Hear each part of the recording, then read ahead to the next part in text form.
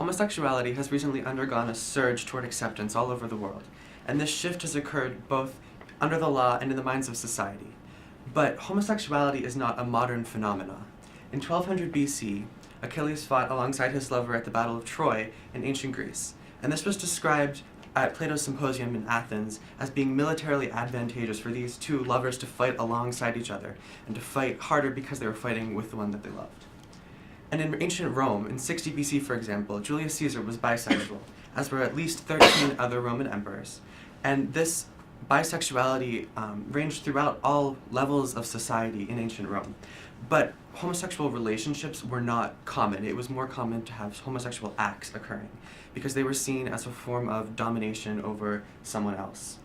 And then in Han China, which was about 200 BC to 200 AD, every emperor in the dynasty was bisexual as well. But not only were they bisexual, they were openly bisexual.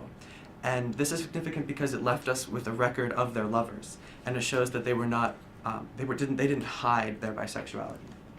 But then we get to the modern world, and in 2013, it's much less about homosexual acts, and it's more about gay marriage and civil unions. And this is because marriage has become a cornerstone of modern civilization and society. And this map shows the evolution of laws in reference to gay marriage. The dark blue states have legalized gay marriage, and the light blue states have legalized civil unions. But then you see that in the Middle East and Africa, there are some states that have criminalized it, or even put the punishment of the death penalty for those caught in homosexual acts. And that's in countries like Saudi Arabia and Sudan and Yemen. But this has many different obstacles it has to overcome in order for this shift to continue. And one of the most significant is religion, because many religions specifically decry homosexuality. The Quran says, "Do ye commit lewdness such as no people in creation ever committed before you? For ye practice your lusts on men in preference to women. Ye are indeed a people transgressing beyond bounds." And the Bible says that if a man lies with a man as with a woman, both of them have committed an abomination, and they shall surely be put to death, and their blood is upon them. These are very specific and very straightforwardly define their stance on homosexuality.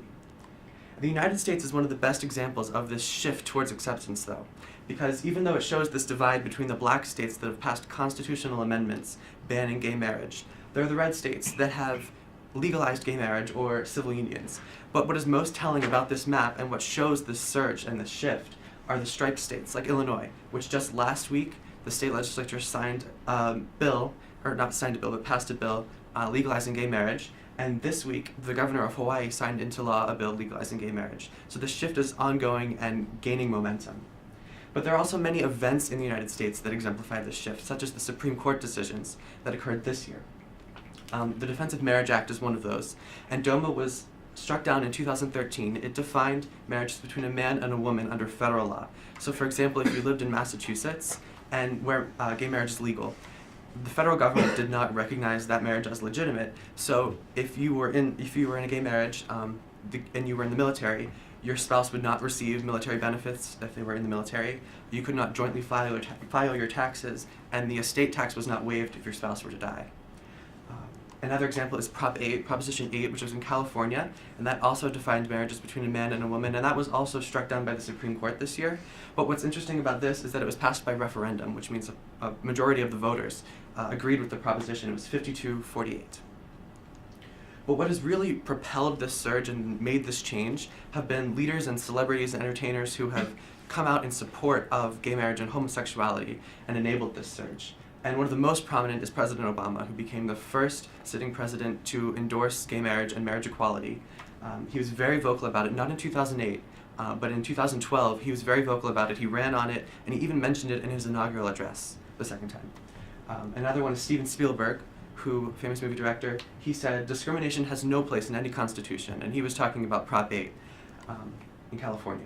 And even prominent Republicans like Dick Cheney, who after he left office said that he thinks freedom means freedom for everyone, and that people should be able to enter into the unions that they wish to.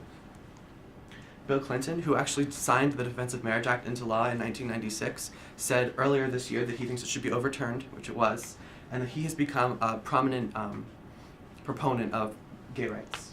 And his wife, Hillary Clinton, has worked extensively with the Human Rights Campaign, which is the equal sign that has exemplified the gay marriage movement.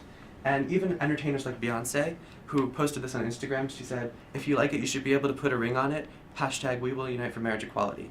So these people have enabled this shift and allowed this surge to occur and allowed it to continue to occur. Thank you.